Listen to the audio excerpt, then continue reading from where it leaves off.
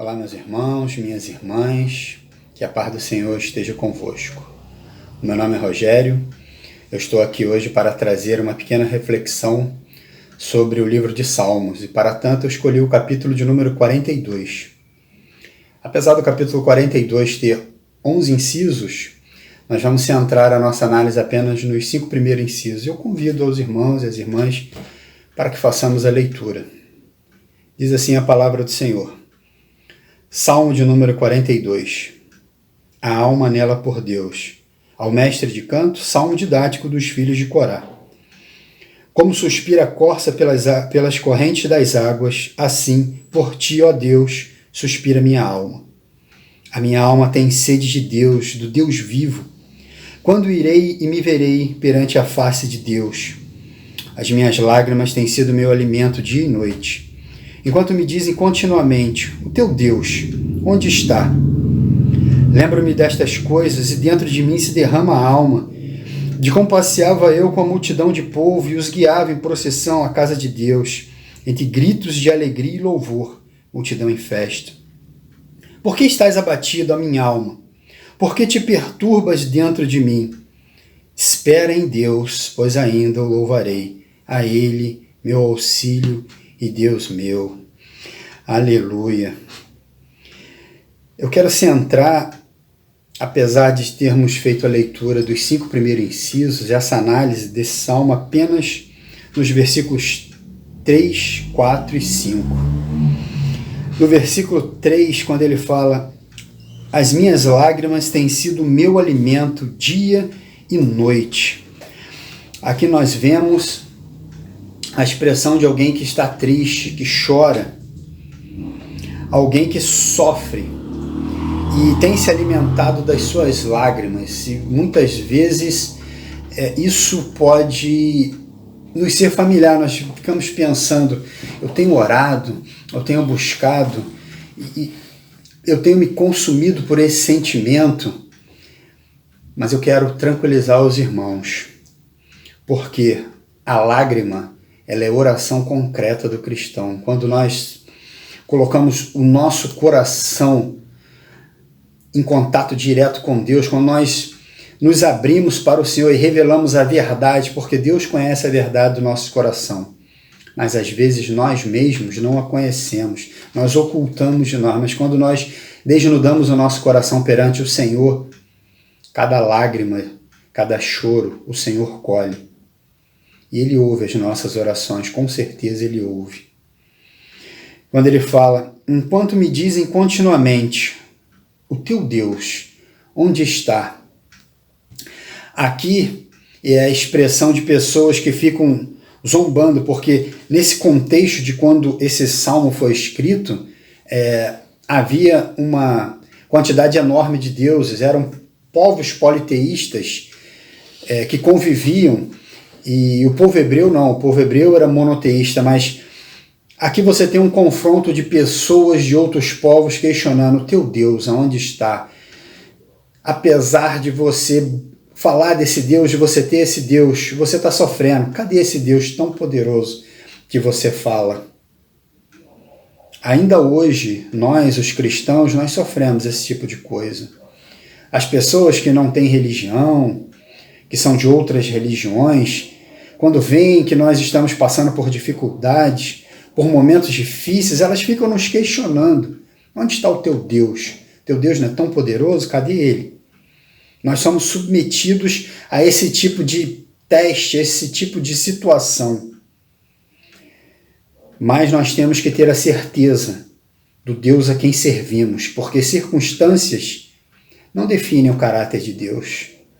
Nós não temos que olhar para as circunstâncias porque elas são passageiras e momentâneas. Nós temos que olhar para o alto, saber que existe um Deus que é poderoso e é com o seu povo. Mas o problema vai além, porque enquanto as pessoas dizem, o teu Deus onde está? O pior é quando nós mesmos passamos a nos questionar e perguntamos, Senhor, onde o Senhor está? Nós passamos a questionar se Deus está ou não conosco. As circunstâncias às vezes são tão difíceis que nós questionamos a presença de Deus em nossa própria vida. Mas eu quero tranquilizar os irmãos e dizer: Deus está onde Ele sempre esteve. Ele está conosco. Nós temos que ter a certeza e a confiança de que a poderosa mão do Senhor repousa sobre nós e não nos deixarmos abater por dúvidas, sejam elas trazidas pelo mundo ou sejam elas colocadas em nosso coração por nós mesmos. No versículo 4, quando ele diz: lembro-me destas coisas, e diante de mim se derrama a alma, de como passeava eu com a multidão de povo. Eu guiava e os guiava em procissão à casa de Deus, entre gritos de alegria e louvor, multidão em festa. Aqui o salmista ele declara saudade de quando ele guiava o povo em procissão à casa do Senhor. E ele, por circunstâncias, não pode mais fazer isso. Ou ele está aprisionado, está numa terra distante.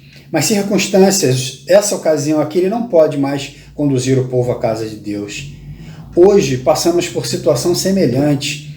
Essa quarentena, essa crise do coronavírus, da Covid-19, estamos cerceados de poder ir à igreja, estar em comunhão com os irmãos, estar em festa. Isso nos traz saudade, isso nos traz a lembrança da comunhão, de estarmos juntos, de confraternizar. Nós não podemos deixar que essa lembrança nos prejudique em nada. Eu ouvi uma história, acho que estava num status de celular, não tenho certeza agora, mas o fundo moral dessa história foi algo curioso, porque dizia assim: era o diabo chegando para Deus e falando: viu o que eu fiz? Enviei o coronavírus e fechei a sua igreja. E o Senhor respondia para o diabo: ao contrário, você não fechou a minha igreja, eu apenas transformei cada lar em uma igreja.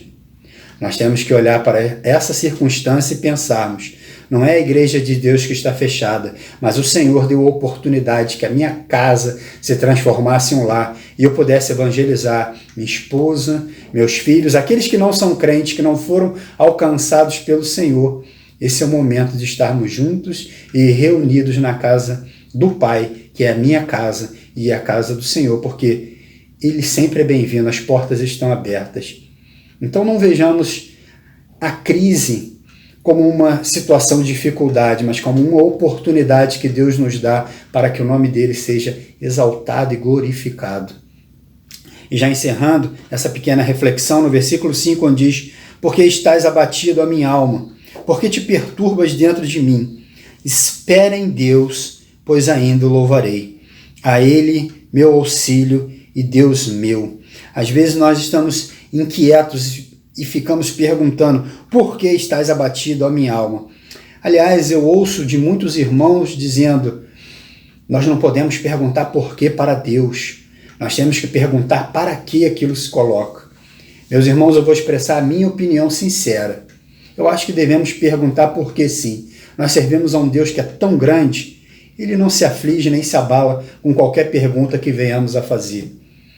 Até porque o livro de Isaías fala: o Senhor diz: vinde e arrazoemos, ou seja, vem a mim com seus questionamentos, com as suas dúvidas, conversaremos e eu vou te explicar todas as situações. Mas ainda que o Senhor não explique as situações, porque a soberania dele, Ele é Deus, que nós saibamos, podemos perguntar porque Ele é o nosso Pai, temos acesso direto a Ele por intermédio de Jesus.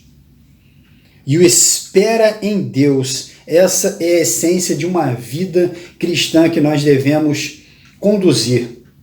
Porque quem espera não é aquele que fica olhando para trás, não é aquele que tem saudade. Porque aqui o salmista ele tem saudade de um tempo que foi bom, de um tempo em que ele ia em procissão à igreja e que passou. E ele se lamenta disso, mas nós não devemos nos lamentar das coisas que passaram. E devemos esperar, porque quem espera olha para frente. Quem espera, aguarda, anseia viver coisas novas. E é isso que nós temos que ter no nosso coração, vivermos a novidade do Senhor. A cada dia, o Senhor renova as suas misericórdias nas nossas vidas. E é uma excelente oportunidade de vivermos tudo aquilo que o Senhor separou para nós. Podemos olhar para trás porque aprendemos com os nossos erros, mas não devemos nos lamentar pelo que passou, e sim aproveitar, estar em Deus esperando para viver o novo do Senhor. A cada dia as maravilhas dele estão aí à nossa disposição. Temos apenas que ter fé, porque ele é poderoso. Está em nossas vidas, dando-nos a mão e dizendo: filho meu, caminha comigo, e tudo pode ser diferente para você. Que você possa ter sido alcançado por essa palavra, possa viver o novo de Deus em sua vida e não fique olhando para trás com choro nem lamentação. Podemos chorar sim, mas cada lágrima vai ser colhida e o Senhor renovará as nossas vidas. Fique com Deus, em nome de Jesus. Amém.